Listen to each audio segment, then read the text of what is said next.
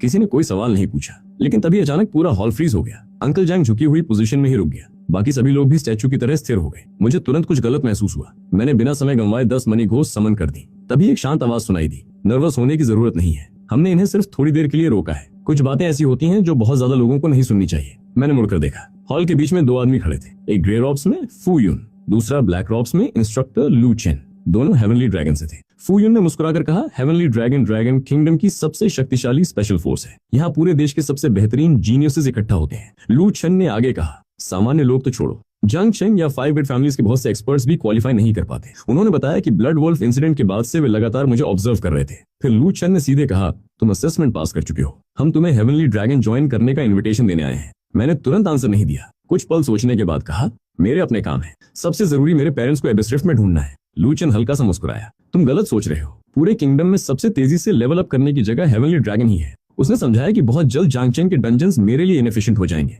मैं चुप रहा क्योंकि वो सही कह रहा था। फू यून ने बात आगे बढ़ाई, हेवनली ड्रैगन अलग है, हमारे पास उसी लेवल के कहीं ज्यादा पावरफुल डंजन्स हैं, रिवॉर्ड्स भी कई गुना ज्यादा होते हैं। उसने कहा कि वहाँ किसी टॉप डंजन का एक रन सामान्य डंजन के मुकाबले 10 गुना से भी ज्यादा एक्सपीरियंस और ड्रॉप्स दे सकता है। फिर उसने ये भी बताया कि मेंबर्स को दिन भर बेस में बंद नहीं रखा जाता, हमें ऐसे लोग चाहिए जो ग्रो करें, इसलिए फ्रंट लाइन्स, रिफ्ट बैटलफील्ड्स और स्पेशल जोन्स में जाने के मौके लगातार मिलते रहते हैं। वो मुस्कुराया, और शायद इससे तुम्हें अपने पेरेंट्स को ढूंढने में भी मदद मिले। उन्होंने ये भी बताया कि रूल्स फॉलो करने और कंट्री बेट्रे न करने तक मेंबर्स को काफी फ्रीडम मिलती है। मैं मान चुका था, ये लगभग वही था जिसकी मुझे जरूरत थी। लेकिन फिर मैंने पूछा, वेलकम गिफ्ट है। फू यून जोर से हंस पड़ा, तुम्हें बार्गेन करना अच्छी तरह आता है। लू चेन के चेहरे पर अजीब सा एक्सप्रेशन आया, लेकिन उसने बहस नहीं की। उसने स्टोरेज स्पेस से ग्रे व्हाइट एग निकाला। वो लगभग मुट्ठी जितना बड़ा था। उसकी सरफेस पर बेहद बारीक पैटर्न्स लगातार मूव कर रहे थे। लू चेन ने कहा, एक अनफॉर्म्ड पेट एग और 3 स्किल पॉइंट्स। मेरी आंखें चमक उठी। स्किल पॉइंट्स बेहद रेयर थे। अवेकनिंग के बाद से मैंने एक भी नहीं देखा था। उन्होंने समझाया कि ये पेट एग साधारण नहीं है, इसका कोई फिक्स स्पीसीज नहीं था। ये मेरे क्लास और पावर सिस्टम के हिसाब से इवोल्यूशन करेगा और मेरे लिए सबसे उपयुक्त पेट बनेगा। खासकर हिडन क्लास यूजर्स के लिए इसकी पोटेंशियल बेहद ऊंची थी। मैंने एग अपने हाथ में लिया। वो हल्का सा वाइब्रेट हुआ, जैसे मुझे महसूस कर रहा हो। मैंने बिना और सोचे कहा, मैं हेवनली ड्रैगन ज्वाइन करूंगा। लू चेन ने तुरंत तीनों स्किल पॉइंट्स ट्रांसफर कर दी। मेरे सामने नोटिफिकेशन चमक उठा, मुझे 3 फ्री स्किल पॉइंट्स मिल चुके थे। फिर मैंने जैंग चैंग के बारे में पूछा। लू चेन ने कहा, एक दिन बाद मैं खुद तुम्हें लेने आऊंगा। मैंने पूछा, और सिटी की प्रोटेक्शन? उसने जवाब दिया, हम टेम्पररी बेसिस पर एक लेवल 4 100 क्लास चेंजर भेजेंगे, वो जैंग चैंग का नया पिलर बनेगा। मैंने सिर हिलाकर धन्यवाद दिया। फू यून ने कहा, पास के एक सिटी में थोड़ा इश्यू चल रहा है, लेकिन उसकी चिंता तुम्हें नहीं करनी चाहिए। फिर उसने मुस्कुराकर कहा, अगले एक दिन में अपने पर्सनल अफेयर्स निपटा लो। अगले ही पल दोनों गायब हो गए। हॉल में समय फिर से चलने लगा। किसी को भी पता नहीं चला कि अभी क्या हुआ था। सब कुछ बिल्कुल सामान्य लग रहा था, लेकिन मेरे स्टोरेज स्पेस में अब एक मिस्टीरियस पेट एग और 3 नए स्किल पॉइंट्स मौजूद थे। मीटिंग खत्म होने के बाद मैं लू फैमिली विला वापस लौटा। अपने कमरे में जाकर बेड पर बैठ गया। फिर मैंने धीरे से स्टोरेज स्पेस खोला और उस अभी तक ना बने हुए पेट एग को बाहर निकाला। तुरंत एक प्रॉम्प्ट आया कि अगर मैं इसे गोल्ड कॉइंस खिलाऊं तो ये हैच हो सकता है। मुझे बिल्कुल भी हैरानी नहीं हुई, क्योंकि ये मेरी गॉड ऑफ वेल्थ क्लास से पूरी तरह मैच करता था। मैंने बिना टाइम वेस्ट किए उसे गोल्ड कॉइंस खिलाने शुरू कर दिए। हर बार वो पूरे 1 लाख गोल्ड कॉइंस निकल जाता था। पहले 10 लाख गोल्ड कॉइंस के बाद उसमें बस हल्की सी ग्लो बढ़ी। 20 लाख के बाद एग थोड़ा गर्म होने लगा। 50 लाख गोल्ड कॉइंस पहुंचते ही वो हल्का सा हिलने लगा। दिल पर पत्थर रखकर मैं लगातार गोल्ड कॉइंस डालता रहा। 1 करोड़, 2 करोड़, 3 करोड़। जैसे जैसे अमाउंट बढ़ता गया, एग पर बने पैटर्न्स और ज्यादा चमकने लगे। 4 करोड़ गोल्ड कॉइंस के बाद उसकी सतह पर एक छोटी सी क्रैक दिखाई दी, और आखिरकार 5 करोड़ गोल्ड कॉइंस पहुंचते ही एग जोर से टूट गया। उसके अंदर से एक छोटा सा बेहद फुलफुला ऑरेंज किटन बाहर निकला।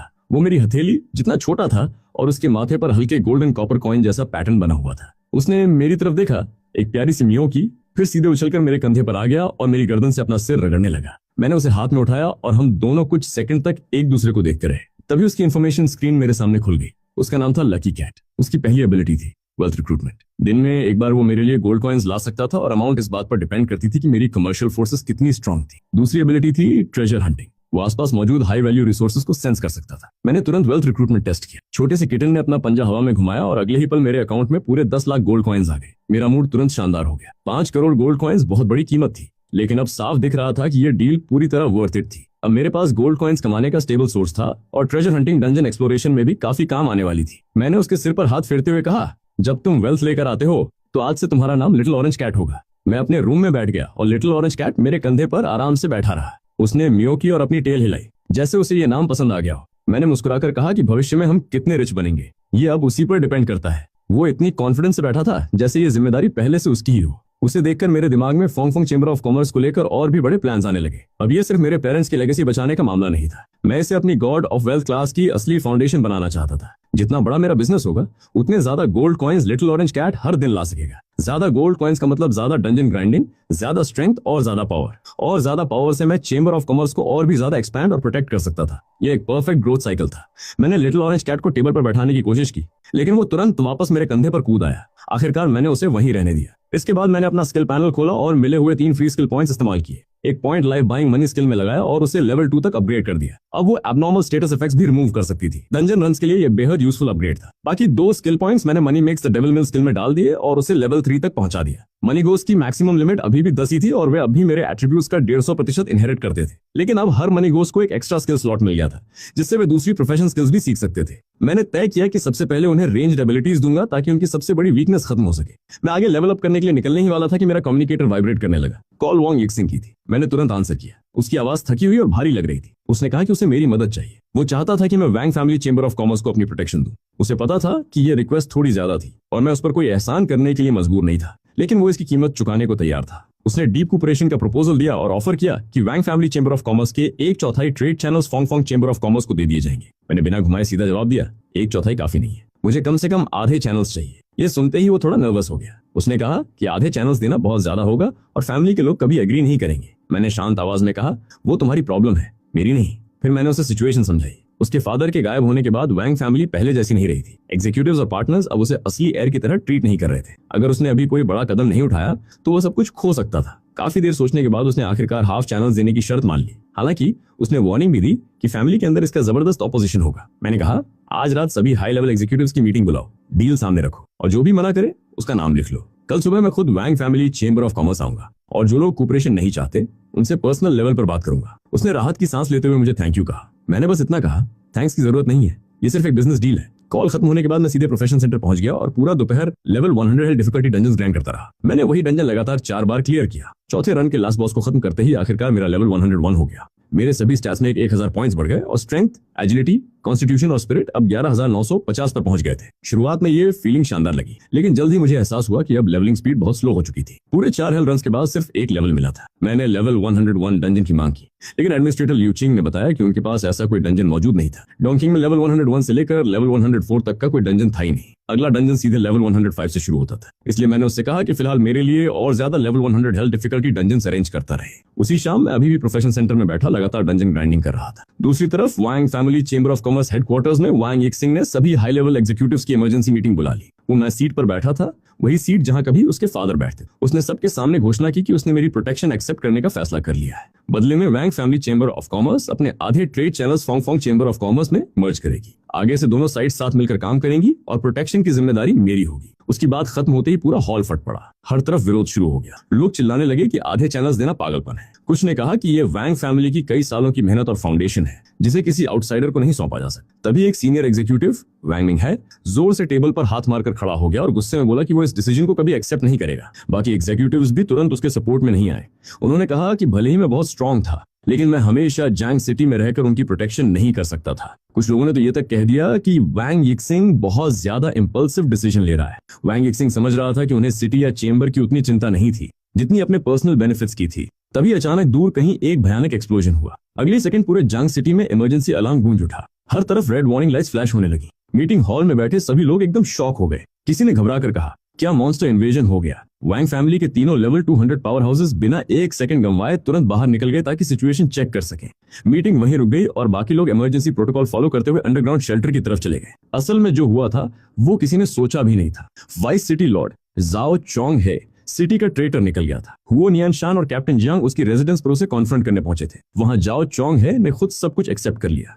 उसने बताया कि ब्लड वेल सोसाइटी ने उसकी वाइफ और सन को कैप्चर कर लिया था। उन्हें बचाने के लिए उसने सोसाइटी की मदद की, सीक्रेट इन्फॉर्मेशन लीक की और डंजन नोट्स के साथ भी टैंपरिंग की। जब हुओ नियानशान ने उसे सरेंडर करने को कहा तो उसने अचानक एक हिडन एरे एक्टिवेट कर दिया। अगले ही पल एक जबरदस्त एक्सप्लोजन हुआ और उसने खुद को उड़ा लिया। मरने से पहले उसने level 205 black एबिस beast nest dungeon को करप्ट कर दिया। तुरंत डंजन रिफ्ट टूट गई और करप्टेड मॉन्स्टर्स की अनगिनत भीड़ सिटी के अंदर घुसने लगी। वो मरते मरते पूरे जंग सिटी को अपने साथ बर्बाद करना चाहता था। जब तक वैंग फैमिली के पावर हाउसेस वहां पहुंचे, सिटी का ईस्टर्न एरिया पूरी तरह बैटलफील्ड बन चुका था। जंग सिटी के सभी लेवल 200 प्लस प्रोफेशनल्स वहां इकट्ठा हो चुके थे। आसमान में हर तरफ स्किल्स, एक्सप्लोजन और एनर्जी अटैक्स चमक रहे थे। उसी समय मैं प्रोफेशन सेंटर के अंदर आराम से डंजन ग्राइंडिंग कर रहा था और मुझे बाहर की chaos का कोई आइडिया नहीं था। सिटी के ईस्ट साइड में वाइस सिटी लॉर्ड की रेजिडेंस आधी तबाह हो चुकी थी। वहां एक विशाल स्कारलेट रिफ्ट खुल गई थी जिसमें से करप्टेड एबिस मॉन्स्टर्स लगातार निकल रहे थे। कुछ जायंट वुल्व्स थे जिनके शरीर से बोन स्पर्स निकले हुए थे, कुछ फोर आर्म्ड एप्स थे और कुछ फ्लाइंग मॉन्स्टर्स ऊपर से ब्लैक लिक्विड बरसा रहे थे। जैंग सिटी के प्रोफेशनल्स ने डिफेंसिव लाइन बना ली थी, लेकिन मॉन्स्टर्स की स्ट्रेंथ और ब्रूटैलिटी उम्मीद से कहीं ज्यादा थी। डिफेंस लाइन धीरे धीरे टूटने लगी। हुआ नियन शान और कैप्टन जैंग फ्रंट लाइन पर जान लगाकर लड़ रहे थे, लेकिन सिटी पिलर की गैर मौजूदगी में वे मुश्किल से सिचुएशन संभाल पा रहे थे। तभी रिफ्ट के अंदर से एक और मॉन्स्टर निकला। इस बार पूरा बैटलफील्ड सन रह गया। वो था level 300 boss, एबिस corrupted bone beast king. उसके बाहर आते ही डिफेंसिव लाइन बिखर गई। उसने एक ही अटैक में कई डिफेंडर्स को उड़ा दिया और हुओ नियान शान को भी दूर फेंक दिया। उस पल सभी के चेहरे पर डिस्पेयर साफ दिखाई देने लगा। ऐसा लग रहा था कि जैंग सिटी खत्म होने वाली है। लेकिन तभी आसमान से एक बुजुर्ग आदमी धीरे धीरे नीचे उतरा। उसने डार्क साइन रॉब पहन रखी थी। उसका चेहरा बिल्कुल शांत था। वो हवा में खड़ा हुआ और बस एक उंगली आगे बढ़ाई। उसने हल्के से इशारा किया। अगले ही पल लेवल 300 बॉस सीधे डस्ट में बदल गया। पूरा बैटलफील्ड स्तब्ध रह गया। फिर उसने हाथ लहराया और मॉन्स्टर टाइड का बड़ा हिस्सा एक झटके में गायब हो गया। उसने शांत आवाज में कहा, चिन युआन, जैंग सिटी का नया पिलर, लेवल 400। ये सुनते ही पूरा बैटलफील्ड फट पड़ा। सभी हाई रैंकिंग फैमिलीज और चेंबर ऑफ कॉमर्स के लीडर्स तुरंत आगे बढ़े और उनका स्वागत करने लगे। लेकिन चेन युआन को किसी और चीज में इंटरेस्ट नहीं था। उसने सीधे हुओ नियन की तरफ देखा और पूछा, लू फैंग कहाँ है? उसने सिटी डिफेंस के बारे में नहीं पूछा, रिफ्ट के बारे में नहीं पूछा, ट्रेटर झाओ चोंग है के बारे में भी नहीं पूछा। उसका पहला सवाल सिर्फ मेरे बारे में था। हुओ नियन शैन खुद हैरान रह गया। उसने जवाब दिया कि मैं शायद अभी भी डंजन के अंदर लेवलिंग कर रहा हूँ, क्योंकि दिन भर चेंबर ऑफ कॉमर्स के काम निपटाने के बाद मैं प्रोफेशन सेंटर चला गया था। चिन युआन ने बस सिर हिलाया और फिर पूछा, उसका घर कहाँ है? हुओ नियन शैन ने सजेस्ट किया कि पहले सिटी लॉर्ड मैंशन में वेलकम रिसेप्शन रख लेते हैं और बाद में मुझे बुला लेंगे। लेकिन चिन युआन ने सीधे मना कर दिया। उसने कहा, जरूरत नहीं, मैं खुद उसके घर जाऊंगा और वहीं वेट करूंगा। उसकी आवाज शांत थी, लेकिन उसमें कोई डिस्कशन की गुंजाइश नहीं थी। एक लेवल 400 पिलर खुद जाकर मेरे घर पर वेट करेगा। यह सुनकर आसपास मौजूद सभी लोग शॉक में पड़ गए। तुरंत फुसफुसाहट शुरू हो गई। हर किसी को समझ आ गया कि यह नॉर्मल ट्रांसफर नहीं था। चिन युआन शायद जंग सिटी के लिए नहीं आया था, वो मेरे लिए आया था। किसी ने तो खुलकर कह भी दिया कि गवर्नमेंट ने उसे खास तौर पर लू फैंग की वजह से यहाँ भेजा है। करीब 1 घंटे बाद Wang family chamber of commerce headquarters में मीटिंग अभी भी चल रही थी। वैंग यिक्सिंग मैं सीट पर बैठा था। तभी अचानक तीनों सबसे पावरफुल एग्जीक्यूटिव्स का रवैया पूरी तरह बदल गया। सिक्योरिटी डिपार्टमेंट के हेड ने खड़े होकर कहा कि वो पूरी तरह वैंग यिक्सिंग को सपोर्ट करता है और चेंबर हमेशा डायरेक्ट वैंग फैमिली ब्लड लाइन के कंट्रोल में रहना चाहिए। दूसरे पावर हाउस ने कहा कि वैंग यिक्सिंग जो भी डिसीजन लेगा वो बिना किसी कंडीशन के उसे सपोर्ट करेगा। ब्लैक आर्मर पहने महिला एग्जीक्यूटिव ने ठंडी आवाज में कहा, अगर किसी ने दोबारा वैंग यिक्सिंग को साइडलाइन करने की कोशिश की तो पहले उसे मुझसे डील करना होगा। जो एग्जीक्यूटिव्स अभी तक पावर ग्रैब करने का सपना देख रहे थे, उनके चेहरे सफेद पड़ गए। वे तुरंत एग्री करने लगे। Channel merger, chamber reorganisation, full authority, हर प्रपोजल को तुरंत पास कर दिया गया। अब कोई ऑब्जेक्शन करने की हिम्मत नहीं कर रहा था, क्योंकि सभी को उस रात की सबसे बड़ी न्यूज पता चल चुकी थी। एक लेवल 400 पिलर आया था और सीधे मेरे घर जाकर वेट करने वाला था। सिर्फ यही एक फैक्ट सब कुछ बदलने के लिए काफी था। उन्हें डर था कि अगर वे वैंग यिक्सिंग के खिलाफ गए तो इसका मतलब सीधे मेरे खिलाफ जाना होगा। वैंग यिक्सिंग खुद भी थोड़ा स्टंट था। उसे एहसास हुआ कि मुझे वहां आने की भी जरूरत नहीं पड़ी। सिर्फ चिन युआन के अराइवल की न्यूज ने उसकी सबसे बड़ी प्रॉब्लम सॉल्व कर दी। रात ठीक 8 बजे मैं आखिरकार टेलीपोर्टेशन एरे से बाहर निकला। एडमिनिस्ट्रेटर लियू चेंग पहले से मेरा इंतजार कर रहा था। मैंने अपना स्टेटस पैनल चेक किया और देखा कि पूरे दिन ग्राइंड करने के बाद मैं सिर्फ लेवल 103 तक पहुंचा था। मैंने हल्की सी सांस छोड़ते हुए कहा, लेवलिंग अब काफी स्लो हो गई है। ये सुनकर लियू चेंग का एक्सप्रेशन अजीब हो गया। उसने कहा, आपने आज सुबह ही फर्स्ट टर्न कंप्लीट किया था और एक ही दिन में लेवल 100 से लेवल 103 पहुंच गए। ये स्लो नहीं, पागलपन वाली स्पीड है। उसने याद दिलाया कि फर्स्ट टर्न के बाद ज्यादातर प्रोफेशनल्स को एक लेवल बढ़ाने में हफ्ते या कई बार महीनों लग जाते हैं। उसने हैरानी से पूछा, आप सच में इससे अनहैप्पी हैं? मैंने सिर हिलाया। अनहैप्पी नहीं, बस मुझे स्लो लग रहा है। लियू चेंग कुछ सेकंड तक मुझे घूरता रहा, जैसे उसे समझ ही नहीं आ रहा था कि मैं मजाक कर रहा हूँ या सीरियस हूँ। फिर उसने कहा, डायरेक्टर जांग ने मुझे यहाँ वेट करने को कहा था। जांग सिटी का नया पिलर आ चुका है। वो एक लेवल 400 पावर हाउस है। उसका नाम चिन जेनू था और वो इस वक्त मेरे घर पर मेरा इंतजार कर रहा था। ये सुनकर मैं थोड़ा शॉक हो गया। तिएनलोंग ने इतनी जल्दी इतना पावरफुल एक्सपर्ट भेज दिया था। मैंने एक सेकंड भी वेस्ट नहीं किया और कहा कि मुझे तुरंत घर ले चलो। कार पहले से रेडी खड़ी थी। जब मैं विला पहुंचा तो अंकल जैंग बाहर वेट कर रहे थे। उन्होंने बताया कि सीनियर चिन लिविंग रूम में है। मैं अंदर गया और देखा कि डार्क सैंड रॉब पहने एक बुजुर्ग आराम से टी पी रहे थे। उनकी प्रेजेंस इतनी स्टेबल थी कि ऐसा लग रहा था जैसे कोई पहाड़ सामने बैठा हो। हमने एक दूसरे को ग्रीट किया। उन्होंने अपना इंट्रो दिया और बताया कि उन्हें जैंग सिटी का नया पिलर बनाकर भेजा गया है। मैंने कहा कि मैंने मॉम डैड से उनके बारे में पहले भी काफी कुछ सुना है। उन्होंने कई साल नॉर्दर्न फ्रंटियर पर ड्यूटी की थी और बड़ी रिफ्ट बैटल्स में फाइट किया था। उन्होंने मेरी तरफ अप्रिसिएशन भरी नजर से देखा और कहा, सच में लेजेंड्स यंग जनरेशन से ही निकलते हैं। सिर्फ 18 साल की उम्र में एसएसएस रैंक फर्स्ट टर्न हासिल करना जैंग सिटी के लिए बड़ी बात है। मैंने स्माइल करते हुए कहा कि वो मेरी ज्यादा तारीफ कर रहे हैं। फिर उनकी आवाज थोड़ी सॉफ्ट हो गई। उन्होंने कहा कि मैं बिना टेंशन के तियानलोंग जा सकता हूँ। जैंग सिटी की जिम्मेदारी अब उनकी है। जब तक वो यहाँ है सिटी में कोई कैओस नहीं होगा। उन्होंने कहा कि अब वो बूढ़े हो चुके हैं और फ्रंट लाइन पर पहले जैसी लड़ाई नहीं लड़ सकते, लेकिन ड्रैगन किंगडम के लिए किसी सिटी की सिक्योरिटी संभालना अभी भी उनके बस की बात है। मैंने सीरियस होकर उनका थैंक यू किया और कहा कि अब जैंग सिटी उनके भरोसे है। तभी उन्हें 2 बार खांसी आई। मैंने नोटिस किया कि एक पल के लिए उनके चेहरे पर ग्रे कॉलर की अजीब सी झलक आई और गायब हो गई। मैंने तुरंत पूछा, सीनियर चिन, आप इंजर्ड हैं क्या? उन्होंने कहा कि यह फ्रंट लाइन की पुरानी प्रॉब्लम है। कई साल पहले एक एबिस लॉर्ड से लड़ते वक्त उनके शरीर में एबिसल कोरोजन रह गई थी। यहाँ तक कि लेवल 500 हीलर्स भी उसे पूरी तरह रिमूव नहीं कर पाए थे। वे सिर्फ उसके इफेक्ट्स कंट्रोल कर सकते थे। मैं कुछ देर सोच में पड़ गया। मेरी लाइफ बाइंग मनी स्किल अब लेवल 2 पर पहुंच चुकी थी और वो एबनॉर्मल स्टेटस रिमूव कर सकती थी। मैंने कहा कि मैं ट्राई कर सकता हूँ।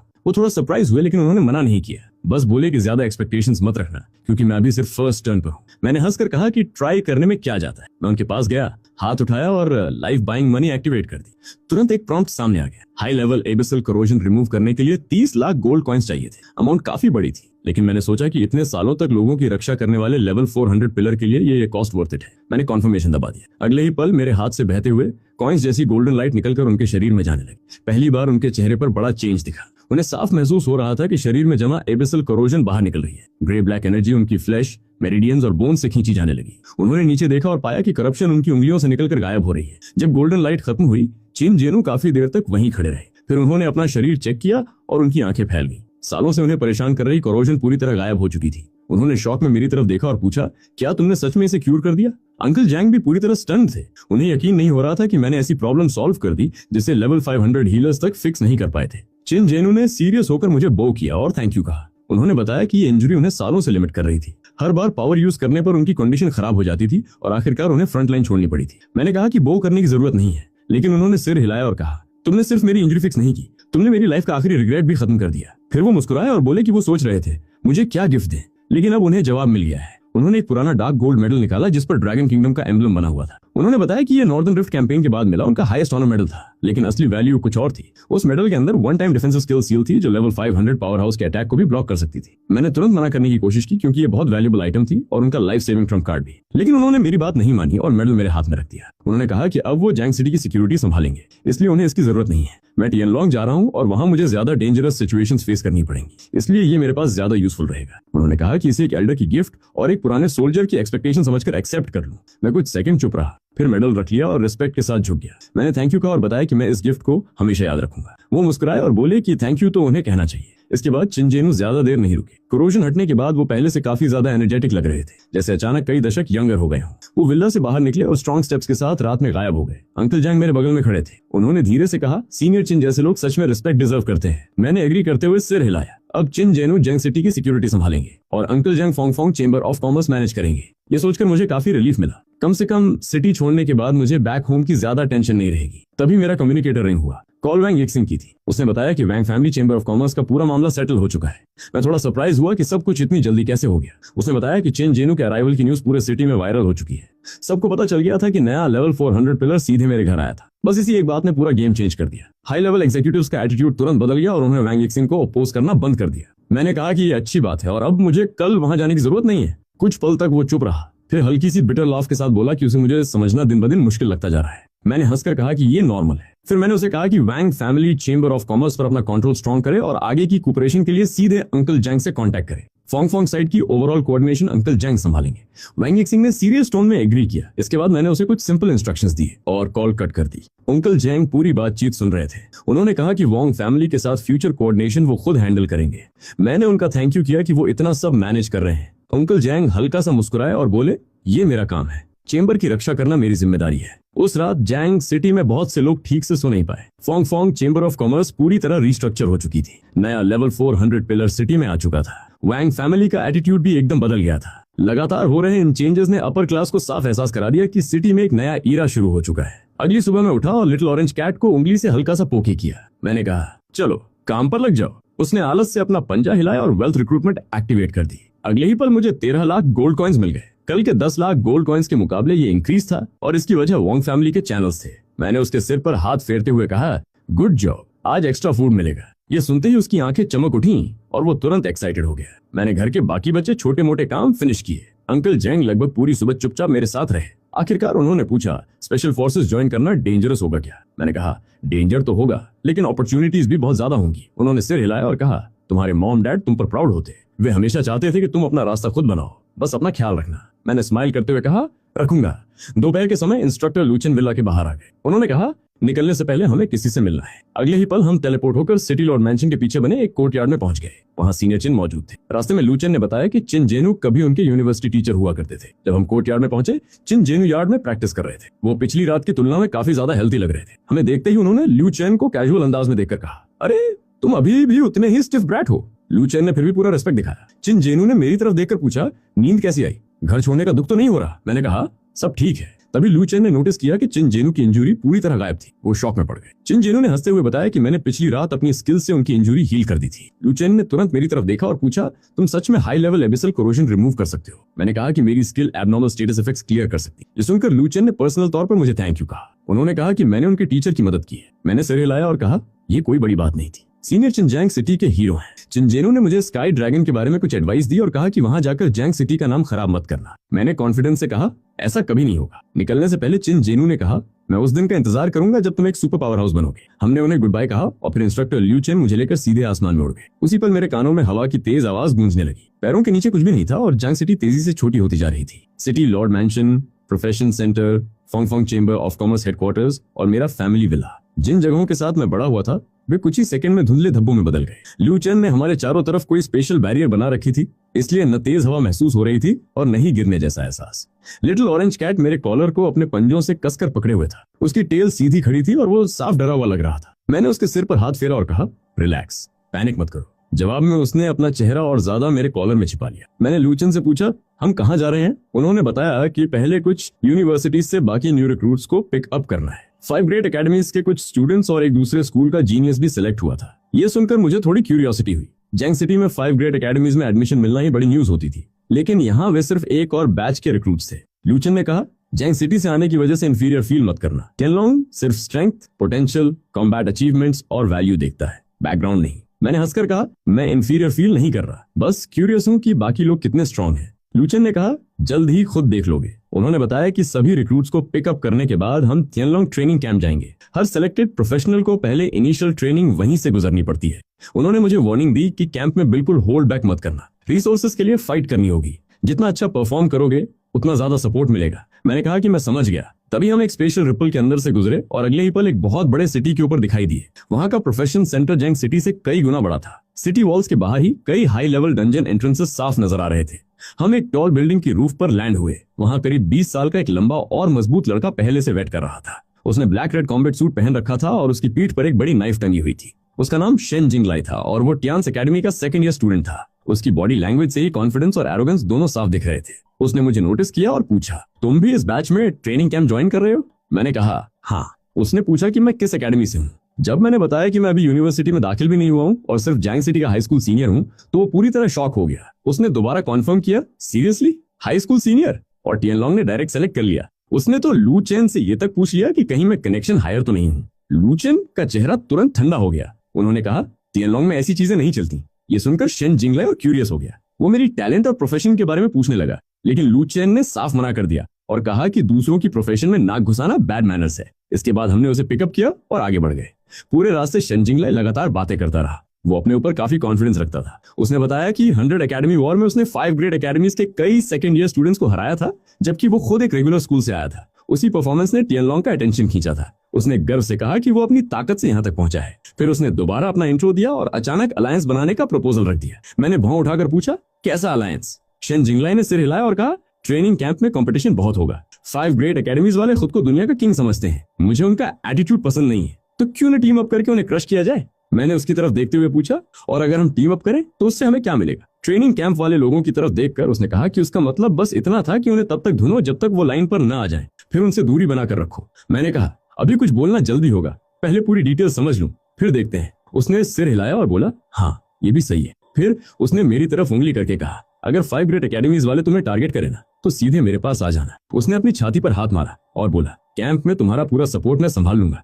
तभी इंस्ट्रक्टर लू चेन ने उसे ऐसी बर्फ जैसी नजर से देखा कि उसका सारा जोश एक सेकंड में डाउन हो गया और वो तुरंत शांत हो गया। उसके बाद हम जेन्युइन एकेडमी की तरफ उड़ते हुए पहुंचे। सेंट्रल स्क्वायर में 8 स्टूडेंट्स पहले से वेट कर रहे थे। जैसे ही शेन जिंग ने उन्हें देखा, उसने बिना टाइम वेस्ट किए ट्रोल करना शुरू कर दिया। उसने कहा कि तियानलोंग को पता था कि जेन्युइन को सबसे पहले रियलिटी चेक देना पड़ेगा। ये सुनते ही जेन्युइन एकेडमी के स्टूडेंट्स का मूड खराब हो गया। ब्लैक आर्मर पहने लीडर और शेन जिंगलाई के बीच तुरंत तीखी बहस शुरू हो गई। एक गर्ल ने ताना मारते हुए कहा कि वो बस सही टाइम पर सही जगह था, इसलिए आगे निकल गया। शेन जिंगलाई हंस पड़ा और बोला, मेरी एज में होता तो तुम सबको अकेला हैंडल कर देता। इतना सुनते ही सबकी ऑरा भड़क उठी और माहौल ऐसा हो गया जैसे अगले ही पल फाइट शुरू होने वाली हो। तभी इंस्ट्रक्टर लू चेन ने सख्त आवाज में सबको रोक दिया। उन्होंने कहा, कैंप के अंदर लड़ने के मौके की कमी नहीं होगी। अभी अगर किसी ने टाइम वेस्ट किया तो सीधा वापस भेज दिया जाएगा। ये सुनते ही सब शांत हो गए। बाकी सफर में भी शेनजिंग नहीं रुका। तियान्यू यूनिवर्सिटी, स्टार एकेडमी, शेनजी इंस्टीट्यूट और होली स्पिरिट एकेडमी, जहां भी गए उसने हर जगह किसी न किसी को छेड़ा। कभी उनकी स्ट्रेंथ पर कमेंट, कभी उनकी वीकनेस पर कटाक्ष। मैं तो उससे थोड़ा दूर हटकर चलने की कोशिश कर रहा था, लेकिन वो बार बार मेरे पास ही आ जाता था। नतीजा ये हुआ कि सबको लगने लगा कि हम दोनों एक ही टीम हैं। जब 5 ग्रेट एकेडमीज के स्टूडेंट्स ने पूछा कि मैं कौन हूँ, तो शेन जिंग ने बिना सोचे मेरी तरफ इशारा करके कहा, ये लू फैंग है, जंग सिटी का हाई स्कूल सीनियर। ग्रेजुएट होने से पहले ही टियानलोंग ने इसे प्री सेलेक्ट कर लिया था। उसकी बात खत्म होते ही पूरा माहौल साइलेंट हो गया। सबकी नजरें सीधे मुझ पर टिक गई। कुछ के चेहरे पर शॉक था, कुछ के चेहरे पर सस्पिशन। मैंने बिना कोई रिएक्शन दिए शेन जिंग को देखा। ये बंदा सिर्फ अपने लिए दुश्मन नहीं बना रहा था, मुझे भी बीच में घसीट रहा था। जेन्युइन एकेडमी की शॉर्ट हेयर वाली गर्ल हंसी और बोली, शेन जिंग तो मुझसे भी पीछे था। मुझे टियानलोंग ने हाई स्कूल में ही चुन लिया था, जबकि ये सेकंड ईयर में जाकर सिलेक्ट हुआ। उसकी बात पर कई लोग हंस पड़े, लेकिन शेन जिंग को जरा भी फर्क नहीं पड़ा। उसने खुलेआम माना कि मैं उससे भी ज्यादा आउट ऑफ लीग हूँ, लेकिन साथ ही ये भी बोला कि कम से कम वो वहां मौजूद सभी लोगों से ज्यादा स्ट्रांग है। बस फिर क्या था, सबकी ऑरा दोबारा भड़क गई। इंस्ट्रक्टर लू चेन को फिर बीच में आना पड़ा। उन्होंने वार्निंग दी कि अगर किसी ने और बकवास की तो वो सबको सीधे नीचे फेंक देंगे। ये सुनते ही सब इंस्टेंट क्वाइट मोड में चले गए। फिर हम वाइल्डरनेस के ऊपर से उड़ते हुए आगे बढ़ते रहे, जब तक कि इंस्ट्रक्टर लू चेन अचानक मिड एयर रुक नहीं गए। उन्होंने एक सिल्वर टोकन निकाला जिस पर गोल्डन ड्रैगन बना हुआ था। अगले ही पल वॉइड में रिपल उठी और एक मैसिव पोर्टल खुल गया जो किसी अलग वर्ल्ड की तरफ जा रहा था। हम सब उसके अंदर एंटर हो गए। अंदर का नजारा देखकर हर कोई कुछ सेकंड के लिए फ्रीज हो गया। चारों तरफ एंडलेस स्पेस था, ऊपर स्टारी स्काई चमक रहा था और उसके बीच एक विशाल गोल्डन ड्रैगन की शैडो तैर रही थी। आसमान में फ्लोटिंग डंजन्स थे, दूर दूर तक टॉल टावर्स खड़े थे और हर तरफ पावरफुल एनर्जी महसूस हो रही थी। हम जिस ब्लैक मेटल प्लाजा पर उतरे, वहाँ ग्रेविटी भी सामान्य से काफी हैवी थी। वहाँ पहले से एक विशाल आदमी हमारा इंतजार कर रहा था। उसकी हाइट करीब 3 मीटर थी। उसका नाम इंस्ट्रक्टर शाई था और उसका क्लास था लेवल 600 थंडर टाइटन। जैसे ही उसने अपना लेवल बताया, सबके चेहरे बदल गए। लेवल 600 पावर हाउस खुद हमें ट्रेन करने वाला था। इंस्ट्रक्टर शाई ने सबकी तरफ देखते हुए कहा, अपना एटीट्यूड और ईगो दोनों नीचे रखो। तियानलोंग में जीनियस की कोई कमी नहीं है। अपने एकेडमी में टॉप होना यहाँ कोई बड़ी बात नहीं है। फिर उसने एक लाइट स्क्रीन समन की। उस पर लेवल 400 हेल डिफिकल्टी डंजन दिखाई दिया। उसने कहा, ये ग्रेजुएशन रिक्वायरमेंट है। 10 इयर्स के अंदर इसे सोलो क्लियर करना होगा। फेल हुए तो एलिमिनेट कर दिए जाओगे। होली स्पिरिट एकेडमी की एक गर्ल ने धीरे से कहा, 10 इयर्स भी शायद काफी नहीं होंगे। उसके बगल वाले स्टूडेंट ने भी सिर हिला दिया। सच कहें तो ज्यादातर लोगों के लिए ये मिशन लगभग इम्पॉसिबल था। ये ट्रेनिंग कम और सर्वाइवल कंपटीशन ज्यादा लग रही थी, लेकिन शेनजिंग के चेहरे पर एक्साइटमेंट आ गई। उसने होंठ चाटते हुए कहा, अब आया मजा, यही तो असली टियानलोंग है। इंस्ट्रक्टर शाई ने आगे बताया कि कैंप में ड्रैगन किंगडम के सबसे बेहतरीन रिसोर्सेज मौजूद हैं। Training towers, secret realms, mentors, forging rooms, rare materials, सब कुछ। लेकिन फ्री कुछ भी नहीं था। हर चीज के लिए चेनलोंग पॉइंट्स खर्च करने पड़ते थे। उसने प्राइस लिस्ट दिखाई। ट्रेनिंग टावर के 10 points per hour, mentor guidance के 50 पॉइंट्स और रेयर स्क्रोल्स की स्टार्टिंग प्राइस 300 पॉइंट्स थी। उसने साफ कहा कि हर पॉइंट की वैल्यू समझो, क्योंकि यहाँ पॉइंट्स ही सब कुछ तय करेंगे। फिर उसने घोषणा की, अब तुरंत बेसलाइन टेस्ट होगा। ये सुनते ही सब अलर्ट हो गए। उसने समझाया कि स्कोर 0 से 100 तक होगा और जितना स्कोर मिलेगा उतने ही चेनलोंग पॉइंट्स रिवॉर्ड में मिलेंगे। कंपटीशन का माहौल तुरंत बन गया। हर कोई अच्छा स्कोर लेने के बारे में सोचने लगा। तभी किसी ने सवाल पूछा, अगर लेवल्स अलग अलग हैं तो टेस्ट फेयर कैसे होगा? सवाल पूछते वक्त उसने मेरी तरफ भी देखा। इंस्ट्रक्टर शाई ने जवाब दिया, टेस्ट डिफिकल्टी हर व्यक्ति के लेवल के हिसाब से एडजस्ट होगी। इवैल्यूएशन ओवरऑल परफॉर्मेंस पर आधारित होगा। तभी शेनजिंग के चेहरे पर शरारती स्माइल आ गई। उसने जोर से कहा, चलो एक बेट लगाते हैं। जो भी रैंकिंग में मुझसे नीचे रहेगा वो मुझे 10 पॉइंट्स देगा और जो मुझसे ऊपर रहेगा उसे मैं 50 पॉइंट्स दूंगा। 5 ग्रेट एकेडमीज के स्टूडेंट्स तुरंत भड़क गए और बेट एक्सेप्ट कर ली। उसी वक्त मैं भी आगे बढ़ा और कहा, मैं भी इस बेट में शामिल होना चाहता हूँ। मेरी बात सुनकर कई लोग हंस पड़े। उन्होंने कहा, तुम तो अभी हाई स्कूल स्टूडेंट हो, तुम्हें हराकर पॉइंट्स लेना ऑनर वाली बात नहीं होगी। मैंने कंधे उचकाते हुए कहा, अगर डेयर नहीं है तो सीधे बोल दो। बस फिर क्या था, उनकी ईगो को सीधा हिट लग गया। ब्लैक आर्मर वाला गाय बोला, ठीक है, अगर तुम हार गए तो तुम्हें पे करने की जरूरत नहीं होगी। लेकिन मैंने सिर हिलाकर मना कर दिया, नहीं, फेयर रखना है तो पूरा फेयर रखो।